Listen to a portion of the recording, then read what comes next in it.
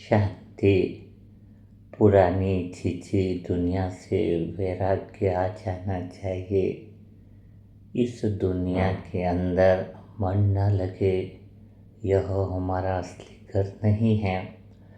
ऐसा जब मैं आत्मा सुनती थी तो शुरुआत में मुझे लगता था कि अगर परम धाम असली घर मान लेते हैं, इस पुरानी दुनिया से, इस दुनिया से वैराग्य कर लेते हैं, तो भी अंदर यह बात आती थी कि परम धाम में तो ज़्यादा समय रहते नहीं हैं।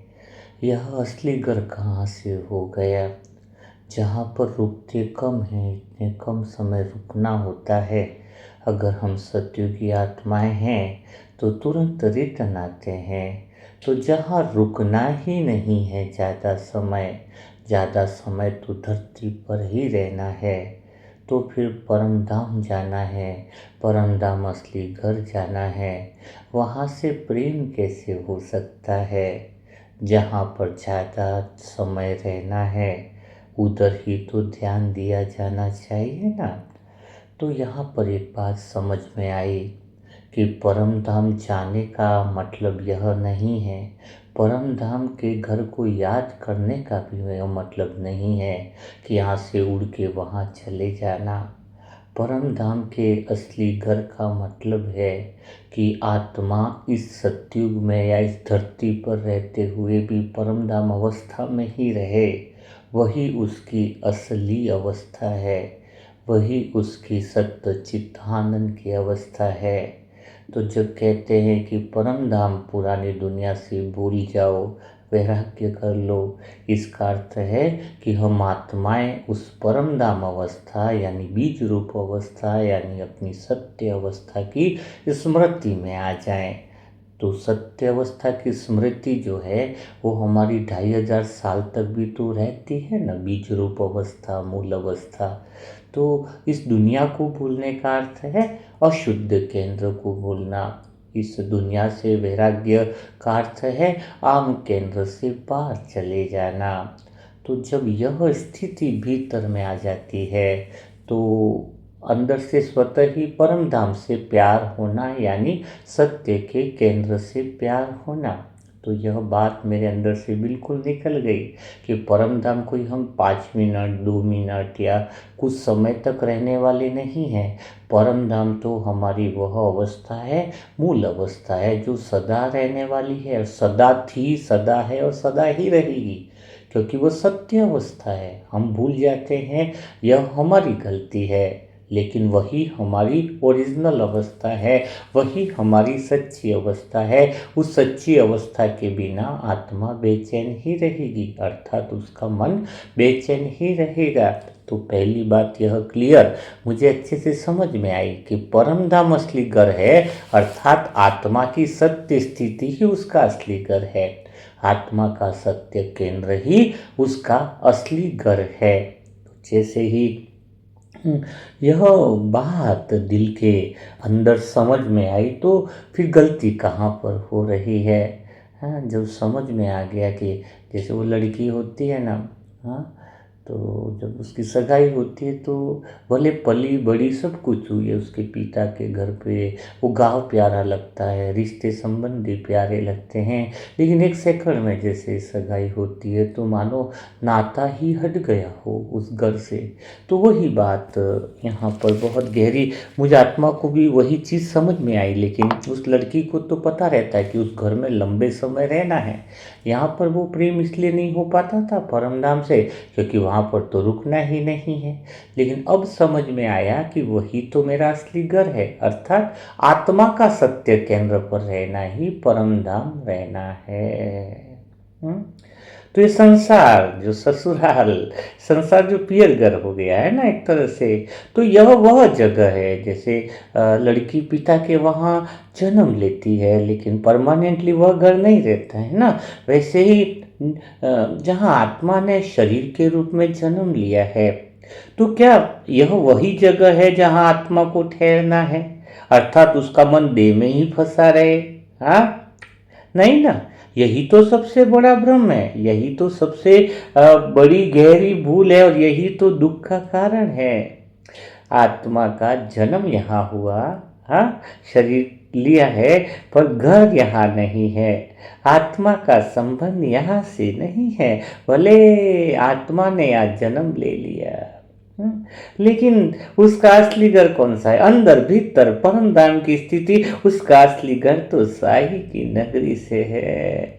यहाँ पर तो बाहर क्या है? शरीर कभी जन्म लिया, कभी मृत्यु, आना जाना है, बदलना है। मन बदलता, भावनाएं बदलती, प्रतिक्रिया बदलती, रिश्ते बदलते, लेकिन साई का घर, साजन का घर, वह घर है जहाँ कोई न आता है न जाता है, न डर है, न खोने का भय है, न कुछ पाने की लालसा है। भीतर में वह साई की नगरी, परमात्म नगरी, प्रेम की नगरी, वही असली नगरी है। बाहर की नगरी, शरीर की नगरी, देह की नगरी अपनी नहीं है। हाँ, जो चला जाने वाला है, जो रुकता नहीं है, जो बदलता है, उसको असली घर मान लेना, यही तो दुख है। तो आत्मा जब इस संसार में आती है तो उसे लगता है कि यही सब कुछ है, यही रिश्ते, यही लोग, यही नाम, यही पहचान, यही तो उसका जीवन है। वो यही सब कुछ समझ लेती है, सब कुछ यही है। लेकिन धीरे धीरे सब कुछ होने पर भी कुछ कमी महसूस होती है, कोई कारण समझ में नहीं आता है, फिर भी अंदर एक बेचैनी सी रहती है। और यही पहला संकेत है कि आप साई की नगरी में जाना चाहते हो। आपको कुछ अच्छा नहीं लगता है, सब कुछ, किसी के पास तो धन है, दौलत है, फिर भी कहती है आत्मा कि मुझे बेचैनी हो रही है, न जाने कुछ ऐसा लगता है, यहाँ कुछ अच्छा नहीं लगता है। सब कुछ रिश्ते, सब कुछ होते हुए भी मन नहीं लगता है। कोई देखता है, एक बार कोई टीवी देखे तो थोड़ी देर देखे मन भर जाता, बाहर घूमने जाए तो मन भर जाता है।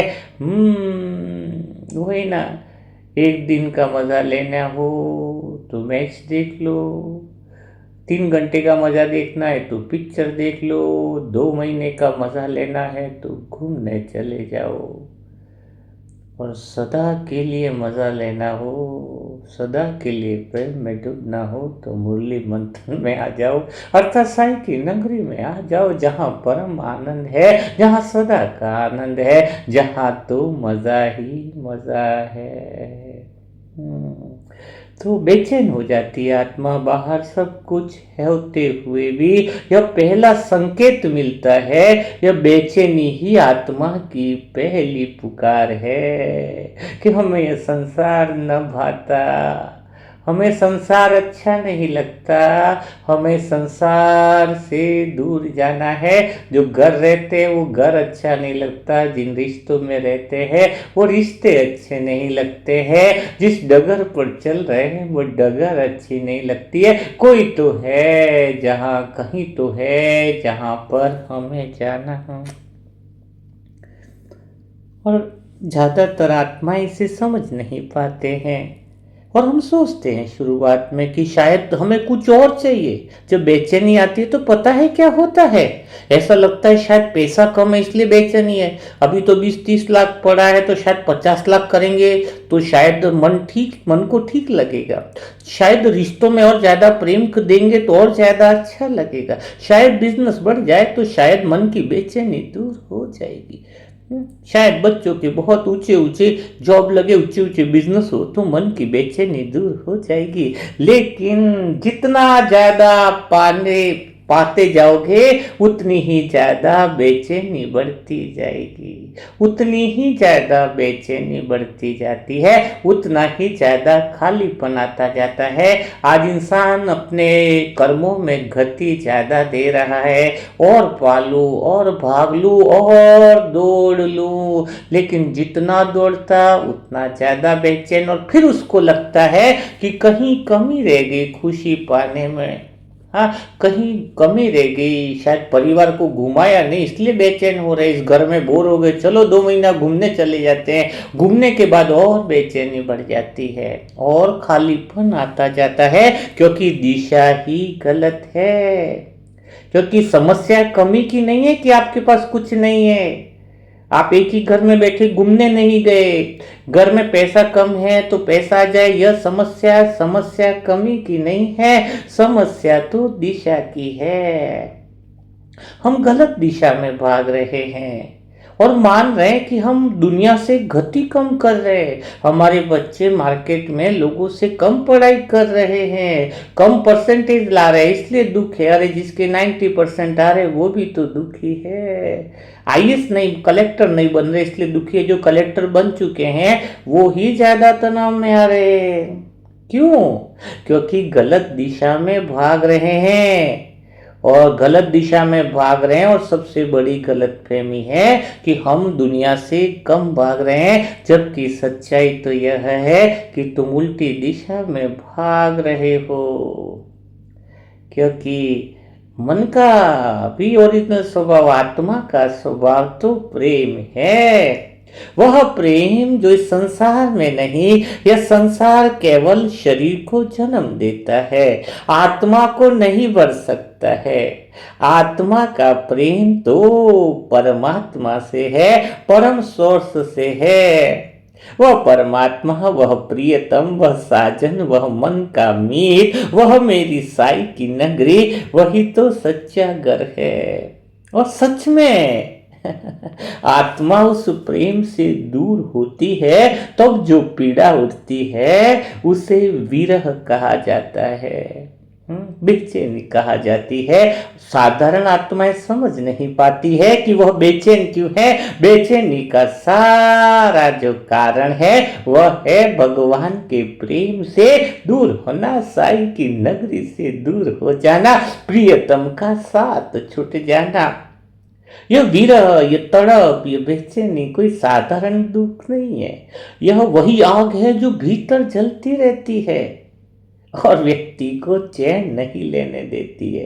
कितना भी कमा लो खाली ही रहोगे।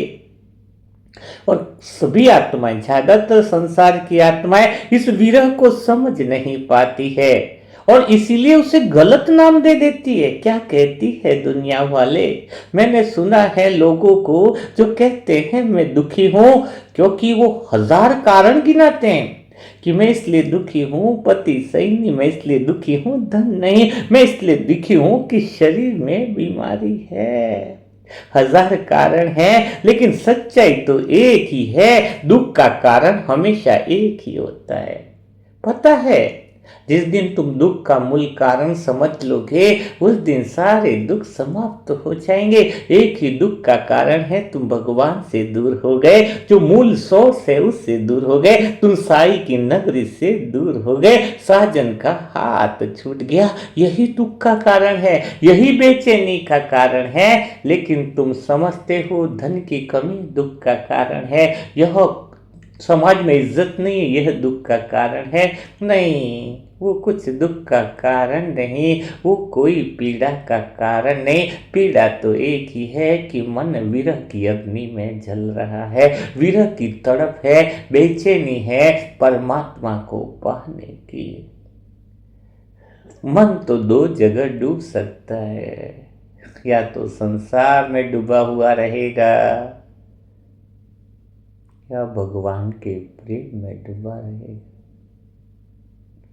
उस परम प्रेम में, उस साई की नगरी में डूबा रहेगा। मेरे मन को तो समझ आ गई कि संसार की नगरी मेरी नगरी नहीं, इसमें तो बेचैनी है,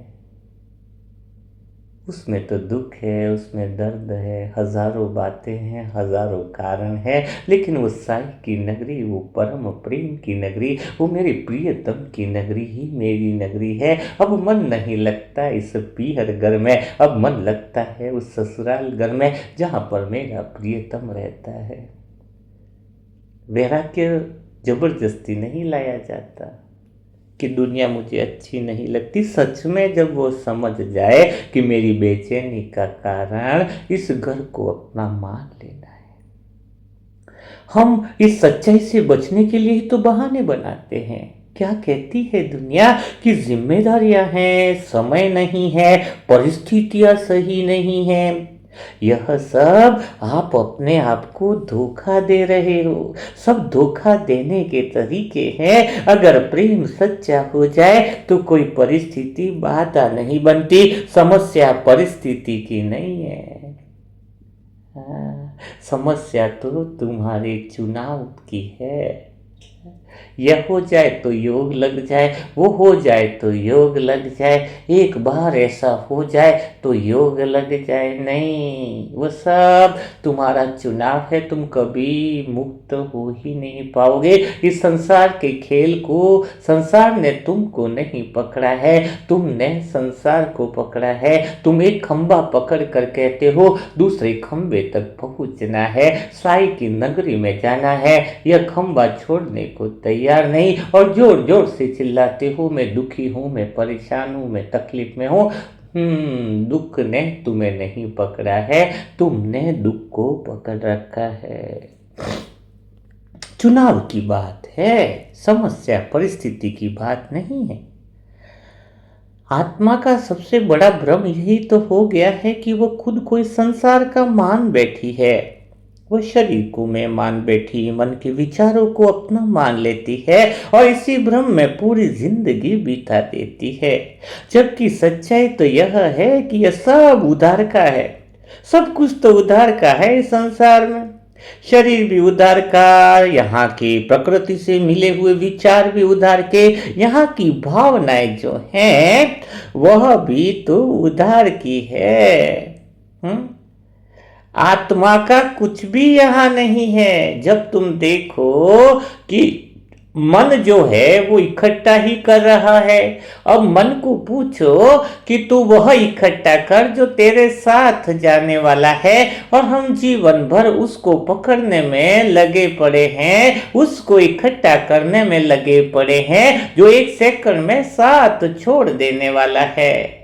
रिश्तों को इकट्ठा कर रहे हो जो कभी भी बदलने वाले हैं, कभी छूटने वाले हैं। धन दौलत को इकट्ठा कर रहे हैं जो इस सेकंड शरीर छूटे तो साथ भी नहीं चलने वाला है। जो छूटने वाला है उसके पीछे दिन भर भाग रहे हो, और जो सदा साथ रहने वाला है उसके रंग में रंगने को तैयार नहीं हो। रंग में रंग जाओ, डूब जाओ, क्यों भाग रहे हो उन चीजों के पीछे जो नश्वर है, जो छूटने ही वाली है। मैं कहता हूं कल छूटे तो आज छूटे, कल छोड़ने से पहले ही हम छोड़ दे आज। जो छूटने वाला है, जब मन को यह समझ मिलती है कि यह तो छूटने वाला है, तो क्या इसको इकट्ठा करने से फायदा है? नहीं। जो बढ़ने वाला है, जो भरने वाला है, जो साथ चलने वाला है, जो बस मन को सुकून देने वाला है, वह है भगवान का प्रेम, वह है प्रियतम का प्रेम, वह है साई की नगरी, वह है आनंद की नगरी। उसमें चले जाएं, उसमें डूब जाएं और कोई याद ना आए। मुझे उन चीजों के पीछे भागना ही नहीं है जो छूटने ही वाली है। उन चीजों को इकट्ठा करने से सिर्फ बेचैनी मिलती है। बस अब मुझे नहीं भागना है। मन को यह समझ आने लगी है। यह शरीर भी तो जाने वाला है, विचार भी अपने नहीं है, और इसी भ्रम में जिंदगी निकलती है। उधार का है, भावनाएं उधार की, शरीर उधार का, विचार भी उधार का, क्योंकि ये सब प्रकृति का है। शरीर प्रकृति का है, प्रकृति में मिल जाने वाला है। जब मन यह समझने लगता है तब एक गहरा परिवर्तन शुरू होने लगता है कि यहाँ पर मेरा कुछ नहीं, ये नगरी मेरी नहीं। जब ये समझ आने लगता है तो मन को सही दिशा मिलने लगती है। मन की ताकत विचार करना नहीं है। मन की सबसे बड़ी शक्ति है कि मन जुड़ जाता है। जुड़ने की सबसे बड़ी शक्ति मन के अंदर है। अगर मन परमात्मा की नगरी से जुड़ जाए, परमात्मा प्रेम से जुड़ जाए, तो दिशा देनी नहीं पड़ती, वह तो प्रेम की दिशा में बहने लगता है। मन की शक्ति विचार करने की नहीं है। मन की सबसे बड़ी शक्ति जुड़ जाने की है। या तो उसे संसार से जुड़ करके मन मेला कर दो। संसार के मेले में मन जाए तो मेला हो जाएगा। मन अगर भगवान के प्रेम में डूब जाए तो सारे झमेले से मुक्त हो जाएगा। मुक्त हो जाओ, परमात्म प्रेम में डूब जाओ। दो हाथ जोड़ो संसार को सुबह उठ करके। क्या करना है? हाथ जोड़ना है, प्रणाम करना है संसार को, प्रणाम करो रिश्तों को, प्रणाम करो धन को। हाथ जोड़ने का अर्थ क्या है? हाथ जोड़ना चाहते हो? हाथ जोड़ने का अर्थ समझते हो? खाली हाथ जोड़कर प्रणाम करने से मन नहीं निकलेगा। हाथ जोड़ने का अर्थ है, दो हाथ जोड़ते हैं ना, तो दो हाथ मिलते हैं तो हाथ जोड़ के प्रणाम करते हैं। प्रणाम का अर्थ समझो। ओम शांति का सही अर्थ आज आपको समझा रहे हैं। जब हाथ जोड़कर ओम शांति करोगे तो जीवन बदल जाएगा।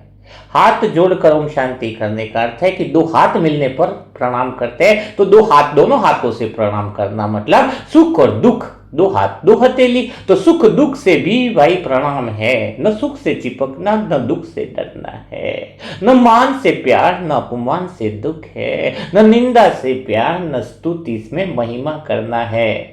तो निंदा स्तुति से प्यार दूर हो जाओ, मान अपमान से दूर हो जाओ, रिश्तों नातों से भी दूर है, रहते हुए भी लगाव नहीं है। तो दो हाथों को जोड़ना, ओम शांति बोलना, यानी दोनों हाथों को जोड़ना, ओम शांति। ओम शांति का अर्थ है न हमें अब सुख से प्यार, न दुख से प्यार, न निंदा।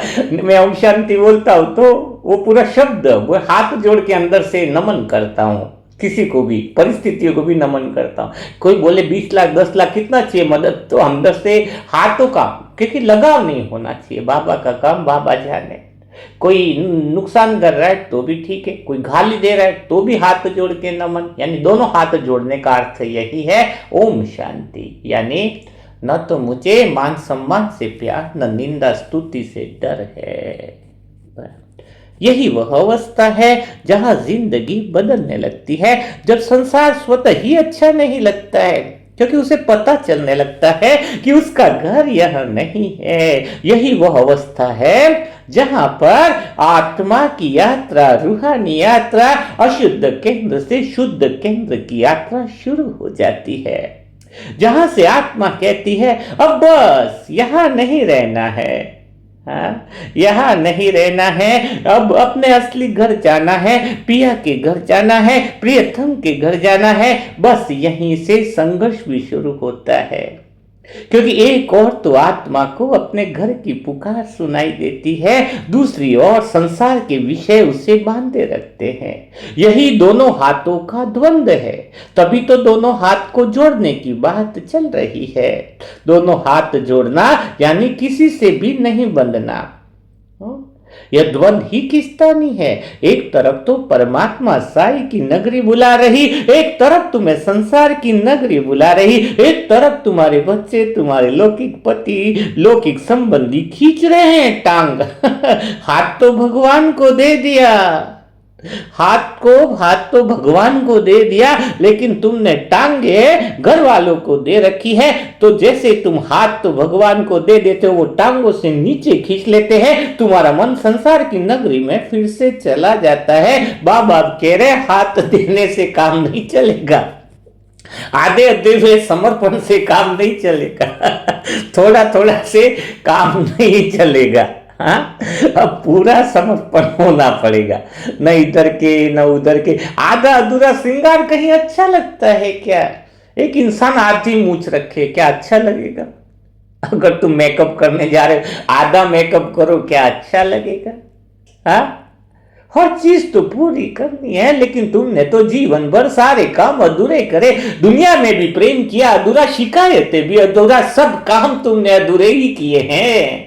अब एक काम तो पूरा कर लो, एक काम पूरा कर लो तो जीवन बदल जाए। और वो एक काम है परमात्म प्रेम में डूब जाना, इसके अलावा कुछ और करना नहीं। एक काम तो 100% कर लो, अपने 100% डेडिकेशन लगा दो, रोम रोम उसमें लगा दो कि परमात्म की नगरी में पहुंच जाए, कुछ बाकी न रहे। अब तो हर काम अधूरा नहीं होना चाहिए। हर चीज के पीछे लगा है, ये अधूरा, वो अधूरा, वो अधूरा, बस ये काम एक पूरा करो। तो अंदर विरह जलता है, एक तरफ तड़प जलती है, दूसरी तरफ विषय नचाते हैं। आत्मा जानती है कि उसे जाना कहाँ है, पर समझ नहीं पाती है कि जाए तो जाए कैसे। तुम्हारा मन समझ गया है कि संसार में कुछ रखा नहीं, रिश्ते नाते संबंधी सब कुछ, ये घर आपका नहीं। यहां पर तो जितना भागते हो वह और दौड़ाता है। लेकिन अब प्रश्न यहाँ उठता है, मन को तो जाना है साई की नगरी में, परमात्म नगरी में, लेकिन प्रश्न यह उठता है कि जाए तो जाए कहां से। यही तो वह बिंदु है जहां उसे मार्गदर्शन की आवश्यकता होती है? कोई ऐसा हो जो रास्ता दिखा दे, कोई ऐसा हो जो भगवान की नगरी में पहचान करा दे। वो अपने दम पर तो केवल भटकती ही रहेगी। हाँ, अभी भगवान की नगरी में पहुंच कहाँ पाती है? पता था ना 90 सालों न्याय की भगवान की नगरी में पहुंचना है, भगवान के पास जाना है, लेकिन क्या था, रास्ता नहीं मिल पा रहा था कि पहुंचू तो पहुंचू कहां से। आत्मा का जन्म यहां हुआ पर उसका घर यहां नहीं है। जो इस सत्य को स्वीकार कर लेता है वही यात्रा शुरू होती है। जो इससे भागता है वो पूरी जिंदगी इस संसार में ही भटकता रहता है। तो जब पहली बार आत्मा यह मानती है कि यहाँ हमें मन नहीं लगता, ये दुनिया नहीं, हर हमको ना भावे, जब तक यह कभी साई की नगरी की ओर कदम नहीं बढ़ा सकती। संसार से अभी भी प्रेम है तो भगवान के प्रेम की तरफ शुरुआत हो नहीं सकती। जब ये जागृति आती है, जब ये समझ आती है, तो यहां से आत्मा की असली यात्रा निकलती है। और यहीं पर तो तुम्हें तो दिशा मिल गई है ना, रास्ता तो मिल गया। तुम्हारे अंदर तड़प थी, तुम्हारे अंदर बेचैनी थी कि परमात्मा की प्रेम की नगरी में जाना है, तो यह मुरली मंथन बाबा के द्वारा चलाई हुई सत्य मार्ग की सत्य दिशा तुम्हें भगवान तक पहुंचा के रहेगी, उस साई की नगरी में मिला कर रहेगी। बस तुम्हारे अंदर वह तड़प होनी चाहिए, तुम्हारे अंदर वो बेचैनी होनी चाहिए, तुम्हारे अंदर वो विरह की अग्नि जलनी चाहिए, वो दर्द उठना चाहिए। दर्द का असली कारण क्या है? जब आत्मा यह स्वीकार कर लेती है कि दुनिया में अच्छी नहीं लगती है, यहाँ का कुछ भी अच्छा नहीं लगता। सच में मेरी स्थिति ऐसी हो गई थी कि मैं तो वो बावला हो गया था भगवान के प्रेम में। मुझे संसार बिल्कुल अच्छा नहीं लग रहा था, यहाँ की बातें अच्छी नहीं, रिश्ते अच्छे नहीं, कुछ भी अच्छा नहीं लग रहा था। तो मानो पर्दा उठ गया, एक बहुत बहुत बड़ा पर्दा हटता है, पर यह अंत नहीं है, यह तो शुरुआत है। क्योंकि अब तो असली सत्य सामने आता है और यह सत्य बहुत सीधा है, लेकिन स्वीकार करना कठिन है। हम सब दुखी हैं, कोई कम कोई ज्यादा, लेकिन दुख हर एक के हर किसी के जीवन में है। और जब भी कोई पूछता है कि तुम दुखी हो, तो हर व्यक्ति के पास कारणों की लंबी सूची है? लेकिन यही बात फिर से कह रहा हूं कि यह सब झूठ है। दुख का कारण कभी अलग अलग हो ही नहीं सकता, कारण हमेशा एक ही है, ये आत्मा अपने सच्चे प्रेम से दूर हो गई है। यह बात सुनने में आप सबको सरल लगती है, लेकिन यह सबसे गहरी हथौड़ी की चोट है, क्योंकि इसका मतलब यह हुआ कि आप जिस जिस चीज को अपने दुख का कारण मान रहे हो, यह सब बहाने हैं, असली कारण आपने कभी देखा ही नहीं। आत्मा का स्वभाव प्रेम है, लेकिन यह प्रेम इस संसार के लिए नहीं बना है। जो प्रेम है वो समझो आत्मा का स्वभाव प्रेम है, लेकिन यह प्रेम इस संसार के लिए नहीं बना है। यह प्रेम उस परमात्मा के लिए है जो निराकार है, जो शुद्ध है, जो स्थिर है। लेकिन आत्मा क्या करती है? जो खुद प्रेम से जुड़ी नहीं, वह अपना प्रेम संसार में बांटती है, उन चीजों से मोह करती है जो बदलने वाली है, जो टूटने वाली है, जो छूटने वाली है। और आप आत्मा सच कहूं तो साजन से बेवफाई करते हो। बेवफाई है, कई सारी सजनियां बहुत बेवफाई करती है, हैं? असली प्रेम बच्चों में, झूठा प्रेम बाबा में। बहुत बेवफा है सनम आजकल की आत्माएं। बहुत बेवफाई करती है, अंदर दिखाती हम बाबा के। नहीं, प्रीत किसी और से है और जीवन कहीं और जी रहे हो, हृदय कहीं और जुड़ा है और समय कहीं और खर्चा कर रहे हो। यही वह अधूरी प्रीत है जो तुम्हारे दुख दर्द का कारण बनी हुई है। तुम्हारे दुख का कारण यही है कि तुम्हारी प्रीत अधूरी है, तुम्हारे भगवान से प्रेम अधूरा है। तुम बस अधूरे हो, अधूरे हो, अधूरे हो। संसार में समय खर्चते हो, संसार में धन खर्च करते हो, संसार में हृदय लगा के बैठते हो और आधा हृदय भगवान को देते हो। जब आत्मा अधूरी प्रीत करती है तो वह दुखी रहती है, वह बेचैन रहती है। बाकी कोई इसी पल, इसी सेकंड से सच्ची प्रीत भगवान से कर ले, पूरी तरीके से उसमें समा जाए, तो उसको कोई दुख टच नहीं कर सकता, कोई दुख नहीं टच कर सकता, कोई दुख टच नहीं कर सकता। हम कहते हैं मुझे दुख है क्योंकि मेरी इच्छा पूरी नहीं हुई, लेकिन बताऊं सच्चाई क्या है? जिसकी इच्छा करनी चाहिए थी ना, उसकी कभी तुमने करी ही नहीं। तुम्हारी इच्छाएं देखकर तरस आता है मुझे। कोई कहता है मकान दे दो, कोई कहता है बच्चों का ये कर दो, कोई कहता है इसको बदल दो, उसको बदल दो। कोई ये नहीं कहता है भगवान के प्रेम में डुबा दो। अगर कोई कह दे मुझे भगवान के प्रेम में डुबा दो, तो घंटों घंटों में उसके पास चली जाती हूँ आत्मा। मैं उस आत्मा के पास जरूर बैठती हूँ घंटों घंटों, जो मुझे कहे कि मुझे साई की नगरी में पहुंचा दो, मुझे उस परमात्म प्रेम में डुबा दो। तो मानो मैं सारे काम छोड़ के उस आत्मा के पास जाती हूँ। पर कोई आत्मा कहती ये कर दो, वो कर दो, वो कर दो, उसकी इच्छा ही गलत है। जिसकी इच्छा करनी चाहिए उसकी तो वो आत्मा इच्छा करती ही नहीं है। और यही तो सबसे बड़ा धोखा है जो आप अपने साथ करते हो। हाँ, जब आत्मा अपने असली प्रेम को भूल जाती है तो वो खाली हो जाती है। इस खालीपन को भरने के लिए वो संसार की ओर भागती है। वो चीजों में सुख ढूंढती है, लोगों में संतोष ढूंढती है, उपलब्धियों में शांति ढूंढती है। लेकिन यह वैसा ही है जैसे कोई प्यासा व्यक्ति समुद्र का पानी पीकर अपनी प्यास बुझाना चाहता है। जितना समुद्र का पानी पिएगा उतनी प्यास बढ़ती जाएगी। यही तो कारण है कि संसार कभी संतुष्टि नहीं देता है, वह केवल क्षणिक सुख देता है और इस सुख के बदले में वो बहुत बड़ा खालीपन छोड़ जाता है, क्योंकि वह आत्मा के लिए संसार बना ही नहीं है। आत्मा संसार को देने वाली है, संसार आत्मा को कुछ दे नहीं सकता है। आत्मा का दर्द इसलिए नहीं कि उसे कुछ मिला नहीं, आत्मा का दर्द इसलिए है कि उसने गलत जगह मांगा है। तुम संसार से मांग रहे हो, यह दुख का कारण है। भगवान से मांगते तो जीवन बदल जाता। और जब तक यह समझ नहीं आती है तब तक व्यक्ति केवल भटकता रहता है। वो सोचता है कि शायद अभी और थोड़ी मेहनत कर लूं, थोड़ा और पालू तो सब ठीक हो जाएगा। लेकिन जितना आगे बढ़ता है उतना भीतर से टूटता जाता है। यही वो अवस्था है जहां फिर एक समय में आत्मा थकने लगती है। अभी थक चुकी है सारी आत्माएं, संसार की सारी आत्माएं थक चुकी है और अब वो पूछ रही है कि धन ले लिया, दौलत ले लिया, 20-20 मालों की बिल्डिंग बना दी, लेकिन फिर भी बेचैनी क्यों है? आखिर मुझे चाहिए क्या? सब लोग हमारे पास करोड़पति भी आते हैं, कहते हैं सब कुछ है, लेकिन मन और बेचैन है। आखिर हमें चाहिए क्या? यही सबसे महत्वपूर्ण प्रश्न है। और क्योंकि जब तक यह प्रश्न नहीं उठता तब तक परिवर्तन संभव नहीं है। जब यह प्रश्न सच्चाई से उठता है तो आत्मा पहली बार भीतर जागती है। तब उसे दिखाई देने लगता है कि जो कुछ वह चाह रही थी वह सब बाहर नहीं है, वह भीतर है। वह किसी व्यक्ति में नहीं, किसी वस्तु में नहीं, वह तो भगवान के प्रेम में है जिससे वह आई है।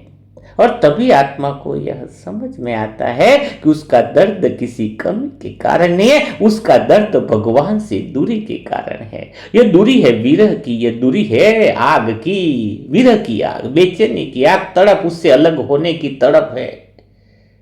यही आग वापिस आत्मा को उस दिशा में ले जाती है। यह दूरी किसने बनाई? न संसार दोषी है, न परिस्थितियां, न लोग। यह दूरी आपने खुद चुनाव किया है। प्रकृति हमें बांधती नहीं है, हम खुद प्रकृति से बन जाते हैं। संसार हमें रोकता नहीं है, हम खुद रुक जाते हैं। यही तो सत्य है, संसार का दोष नहीं है। जब तक हम दूसरों को दोष देते रहेंगे तब तक हम कभी मुक्त नहीं हो सकते, क्योंकि दोष देने का मतलब है हम जिम्मेदारी से भागते हैं। जो कुछ भी अभी चल रहा है तुम्हारे चुनाव का परिणाम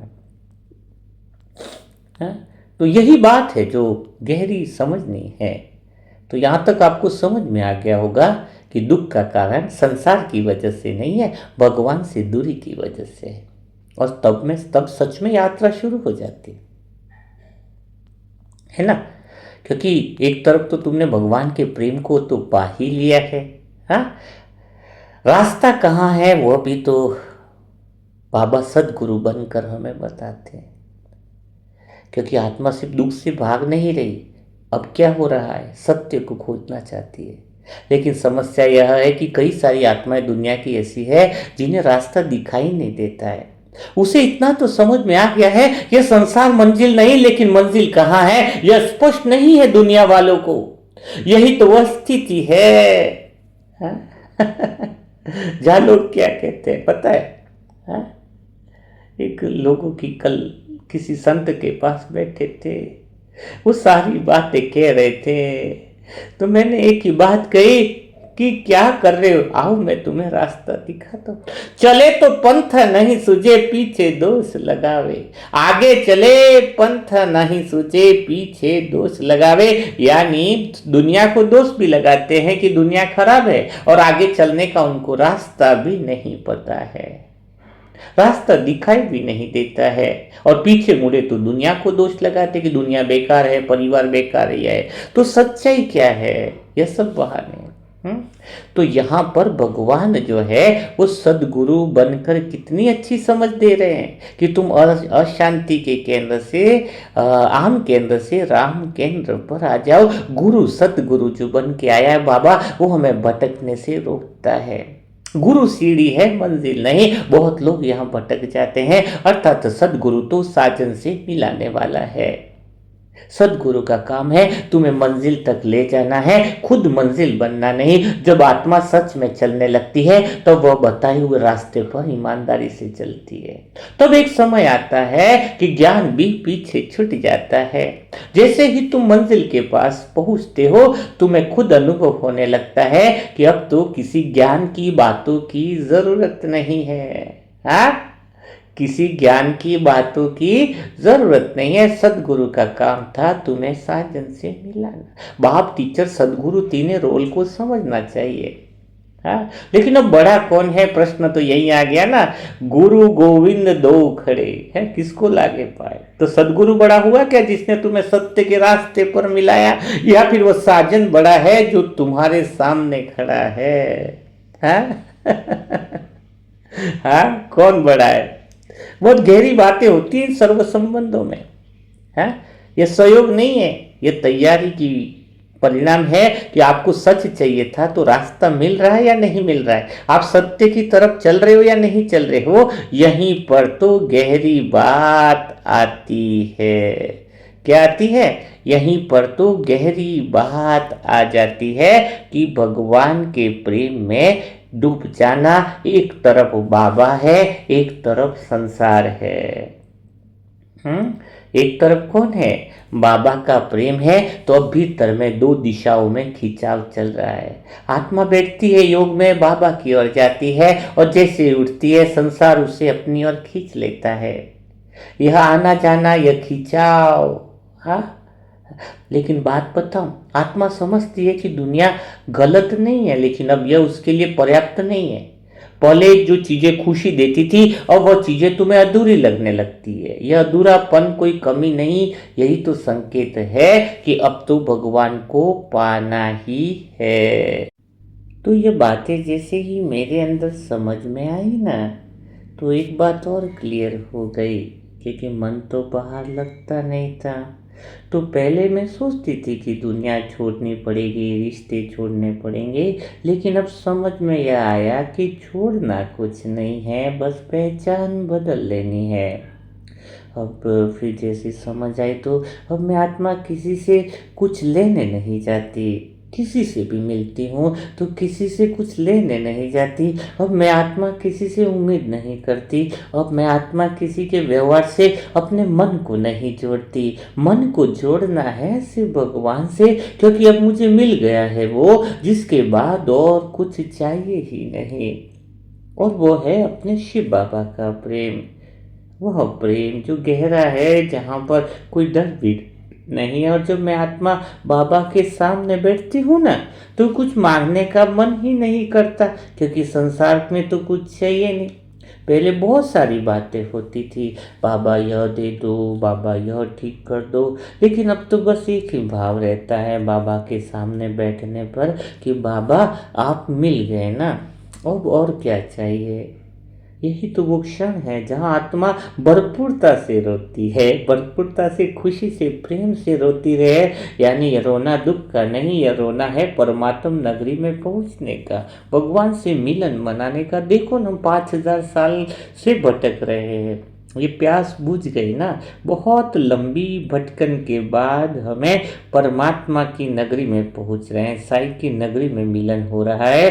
तो अब जब दुनिया को देखते हैं तो कोई शिकायत नहीं होती, एक गहरी समझ आती है कि यह सब जो दिख रहा है वह सब अस्थायी है, सब बदलने वाला है। और जो बदलने वाला है उसमें मन लगाना, यही तो असली दुख है।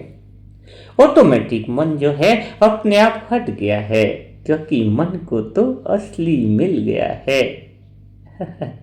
हाँ, अब तो सिर्फ भगवान की नगरी याद आती है। अब मन बार बार क्या कहता है, मन बार बार कहता है बाबा को, बाबा इस संसार की नगरी से तेरी नगरी में ले चल, मुझे वहां ले चल जहां पर सिर्फ आप हो।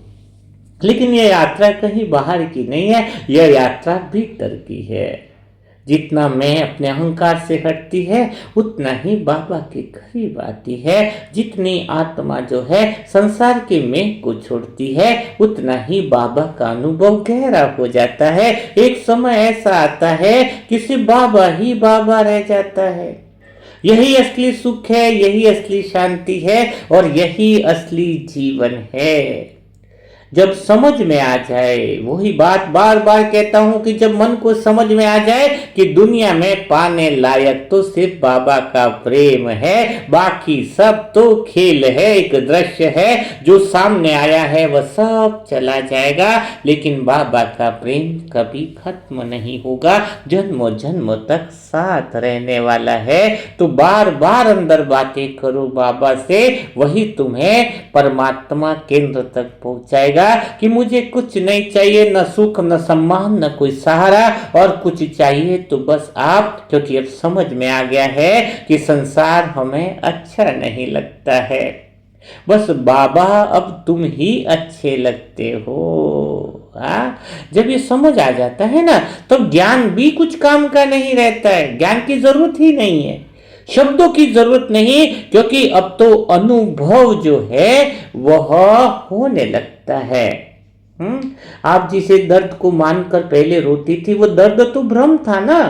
जैसे ये समझ आ गया कि भगवान से मिलन हुआ तो दर्द बचा ही नहीं, तो पता था कि पहले मैं जिस दर्द के कारण रोती थी वह दर्द ही नहीं। वो सब कुछ झूठ था, जो सच्चा था वो प्रकट हो जाता है भगवान के सामने, और झूठ जो था, झूठ की दीवारें हैं वो अपने आप गिरने लगती है। और जब मैं अपने अंदर देखती हूँ तो वहां पर कोई मैं रहता ही नहीं है। फिर गहरी शांति होती है, गहरी स्थिरता होती है, गहरा मौन होता है। उस मौन में कौन आता है? पता है आपको? वो मौन कोई शब्दों में नहीं आता, लेकिन अनुभव में पूरा भर जाता है। वो है बाबा, शब्दों में नहीं आता, वो अनुभव से सीधा आता है। उतना गहरा अनुभव होता है कि प्रेम की बरसात हो जाती है। और जब आत्मा बाबा को अब पुकारने की जरूरत नहीं होती है, बाबा अपने आप मतलब अनुभव में आ जाते हैं। जैसे सांसें अपने आप चलती है, वैसे याद अपने आप चलती है। बैठकर याद करने की जरूरत नहीं पड़ती है, याद बन जाती है। चलते हुए, बैठते हुए, बोलते हुए, बाबा चुप रहते हुए, बाबा। अब तो ऐसा लगता है कि जैसे मैं आत्मा चल नहीं रही, बाबा चला रहा है। हम बोल नहीं रहे, बाबा बुलवा रहा है। हम जी नहीं रहे, बाबा हमें जी रहा है। बाबा हमें जिंदगी दे रहा है। जिंदगी, कोई पकड़ नहीं बची, कोई डर नहीं बचा यहीं पर तो। हाँ, क्योंकि दुनिया को देखकर ना आकर्षण भी नहीं होता और विरोध भी नहीं होता। हाँ, ये भी बात, दोनों बात है, ना आकर्षण है न विरोध है। दोनों हाथ मिला करके बस एक ही चीज है। क्या है? दोनों हाथ मिलाकर एक ही चीज है, न सुख से प्यार न दुख से लगाव। तो पूरा दिन आज बाबा के प्रेम में डूबने के लिए आप क्या करोगे? हाँ, मन को दिशा, यानी मन है क्या पता है? आप आत्मा बुद्धि जो है वो कीबोर्ड जो दबाएगी वही मन में चलेगा।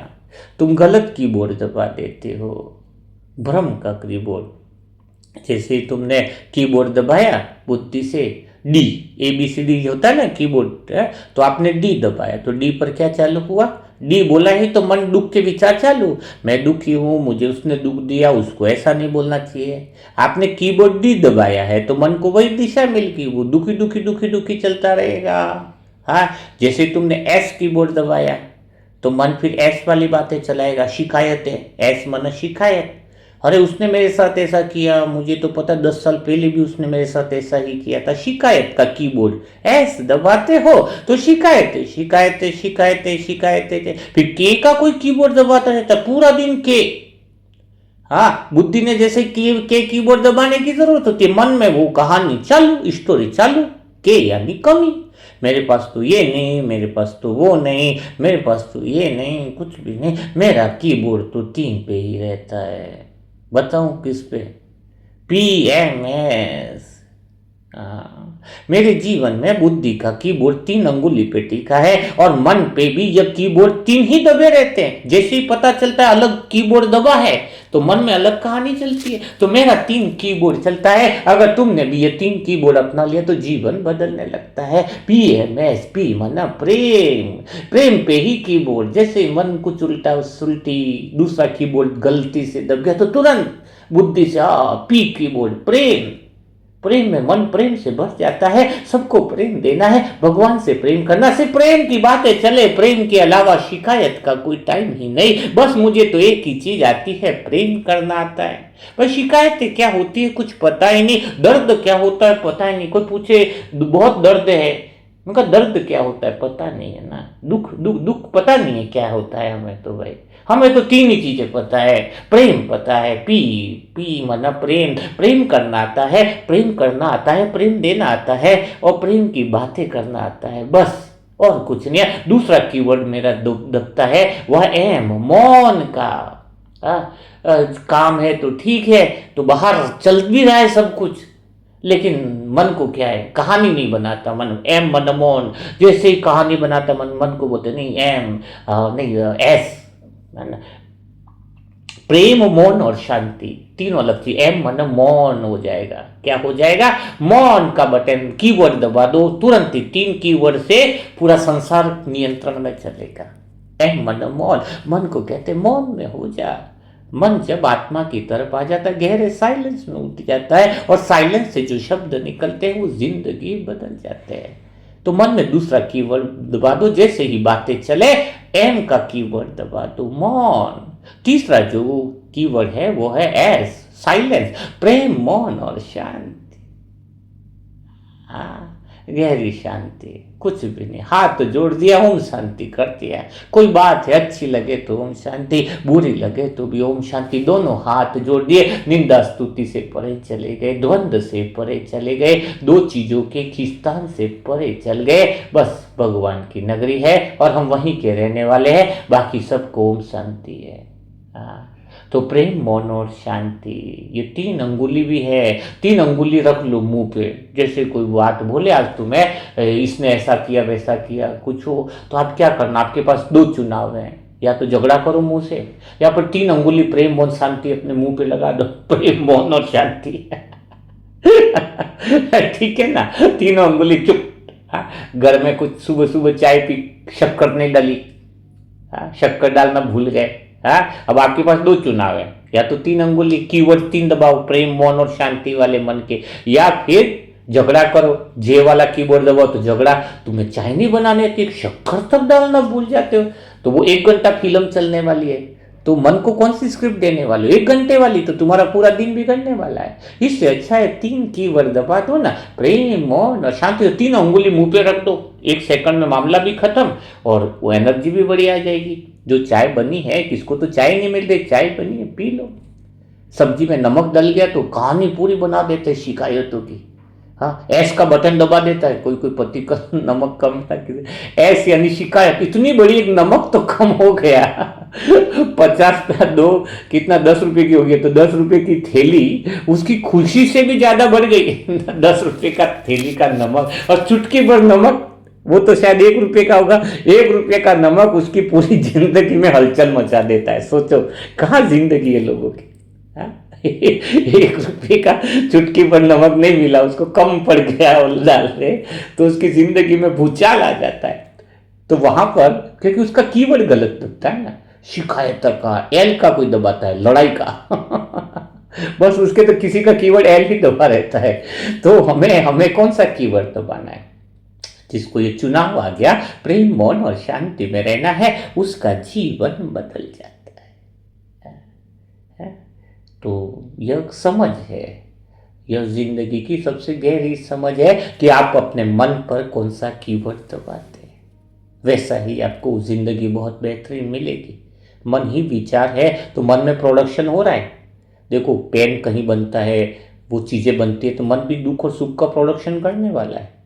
अब आप जैसे विचार और कीवर्ड दबाओगे, मन वैसा ही, तो जैसे तुमने दुख के विचार दबाए तो मन दुख का प्रोडक्शन फटाफट फटाफट चालू कर देगा। एक एफएम रेडियो चलता है, बढ़िया से गाने चल रहे हैं, सुख के गाने चल रहे हैं, जिंदगी बहुत बेहतरीन है, ये वो, और दुख के गाने चला दिए, तो क्या वो सुख के गाने चलेंगे? नहीं, आपने चैनल बदल दिया।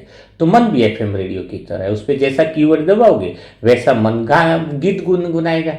दुख के गाने गाओगे तो दुख के चैनल दबा दोगे, तो कीवर्ड आपके हाथ में है, चुनाव आपके हाथ में है ना।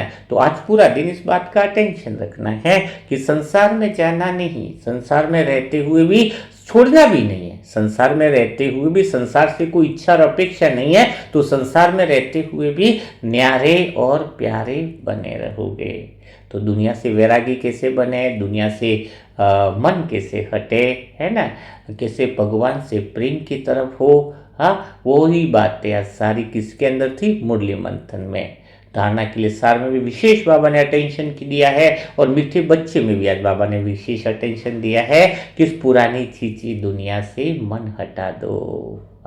मन हटाने का अर्थ है भीतर के सत्यता के केंद्र में आ जाए। और हटेगा कैसे? जब आपको यह समझ में आ जाए कि बाहर जो तुम्हें दुख दिख रहे हैं वह दुख का असली कारण नहीं है, दुख का असली कारण है क्या है? मन की भगवान से दूरी, आत्मा का भगवान से दूर हो जाना, यही सारे दुखों का असली कारण है। इस जड़ तक जो पहुंच गया उसका जीवन सुधर गया है।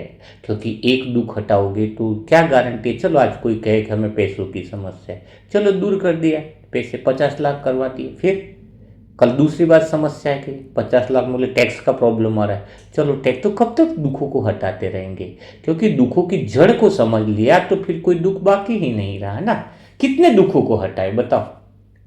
आप बोलोगे आज इसको दुख है, इसको दुख है, इसको, तुम्हारी तो लिस्ट ही खत्म नहीं होगी। इससे अच्छा है कि वो दुख तो खत्म करो जो मेन है। रावण की नाभि में तीर लगाने का अर्थ क्या है? अलग अलग इच्छा हैं, अलग अलग चीजें हैं। संसार तो तुम्हारा मन तो इच्छाओं के बाजार से भरा पड़ा है। घर देखो, घर में देखो, घर में क्या है? तुम्हारा घर है क्या है? तुम कहते हो घर में शांति नहीं आ रही, घर में तो इच्छाओं का बाजार लगा पड़ा है। छोटा सोफा है, पत्नी को बड़ा सोफा चाहिए, बच्चे को मोबाइल, अभी ये नया वर्जन आया, ये मोबाइल नहीं, अभी दूसरे वाला मोबाइल चाहिए, ये कपड़े नहीं, वो बड़े कपड़े चाहिए, अभी ये एसी, अभी गर्मी आ रही है, एसी चाहिए। तुम्हारा घर थोड़ी है, घर का तो इच्छाओं का बाजार लगा दो। मैं तो कहता हूं इच्छा इच्छा इच्छा इच्छा इच्छा है, और वो इच्छा है जिसकी भूख बढ़ने वाली है, आज मोबाइल दे दो बच्चे को, 2 दिन 1 महीने बाद बोलेगा और नया मोबाइल आया वो चाहिए। तो तुमने घर बनाया है, इच्छाओं का बाजार बनाया है या इच्छाओं का मॉल बनाया है? अगर भगवान का घर बनाया है, परमात्म प्रेम की नगरी बनाया है, तो फिर तो बात ही अलग है। शब्दों में साथ रखना चाहिए। भाषा ही तो बदल गई। एक व्यक्ति कल मिला, मैंने बोला मम्मी पापा कहाँ रहते? तो वो बहुत बोले माँ बाप तो हमारे साथ ही रहते। क्या बोला उसने? उसने बोला माँ बाप तो हमारे साथ रहते। नशे से बोल रहा है। वाह रे वाह। मैं कम बोलता हूँ बाहर, तो मैंने कहा फिर भी कुछ तो बोल के जाओ। मैंने कहा पहले तुम माँ बाप के साथ रहते थे, अब माँ बाप तुम्हारे साथ रहते हैं। बस यही फर्क है, और कुछ बोलूंगा नहीं, निकल गए। मतलब क्या है, आज बच्चे क्या बोलते हैं बड़े होकर? माँ बाप हमारे साथ रहते हैं, भाषा ही बदल गई। अरे तुम माँ बाप के साथ रहते हो, तुम माँ बाप से बड़े कहाँ से हो गए? हाँ, एक एक भाव, एक एक शब्द के पीछे संसार का आकर्षण छुपा हुआ है। शब्दों के पीछे प्रेम छुपा होना चाहिए, भावनाएं छुपी होनी चाहिए। इसलिए कभी ये नहीं बोलो कि मैं माँ बाप के साथ है, माँ बाप मेरे साथ रहते नहीं भाई, मैं माँ बाप के साथ रहता हूँ। फर्क ये होना चाहिए। तो आज यही समझ है, मन का कीबोर्ड सही करना, इच्छाओं का बाजार, इच्छाओं का घर मत बना दो, भगवान के प्रेम का घर बना दो। प्रेम बढ़ाने की सोचो, इच्छाओं को बढ़ाने की नहीं सोचो, क्योंकि वो चीज़ें कुछ देने वाली नहीं हैं। तो आज का मुरली मंथन कैसा लगा वो ज़रूर कमेंट बॉक्स में बताइएगा। और फ्री आत्मा की यात्रा ई बुक पढ़ने के लिए ऐप का जो लिंक है वो डिस्क्रिप्शन बॉक्स में भी दिया हुआ है, कमेंट बॉक्स में भी दिया हुआ है। तो वहाँ से आप ई बुक को डाउनलोड कर सकते हैं। तो कल फिर हम मुलाकात करेंगे ऐसे दिल छू जाने वाले गहरे मुरली मंथन के साथ। तब तक के लिए सभी भाई बहनों को ओम शांति, ओम शांति, ओम शांति।